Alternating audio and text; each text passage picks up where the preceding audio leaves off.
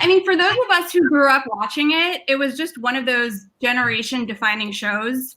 I started watching it when I was 9 when it first premiered. And at the time, it was really the only teen drama. I didn't have cable and I hadn't seen Degrassi. And so for me, it was like my introduction to teen TV dramas.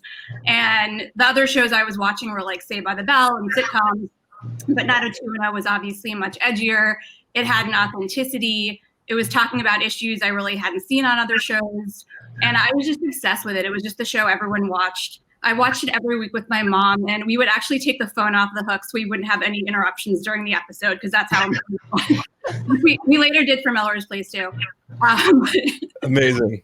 I collected all the merchandise. Like I had the Brendan Brannon dolls. I had trading cards. I had books that were like episodes adapted into novels, and I would, read them even though I'd watched it already. I had Teen Beat posters that worked out and all over my walls. And I also think the characters were very well defined. I think even as the storylines got a little more over the top, I think the characters and their relationships just felt very real, and viewers cared about them, and that's why we're still debating, Brenda versus Kelly all these years later.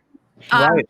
And the dialogue was well written. There are so many lines from it that have just stuck with me, and I, can still quote now. And we were talking about the next 50 years earlier, and I still remember David's whole monologue at the end about, what about my old best friend? It's like so many of those quotes are just kind of, like stay with me. And also just the nostalgia factor. I think watching it now kind of brings back the same excitement I felt watching it for the first time. And it's like reuniting with old friends.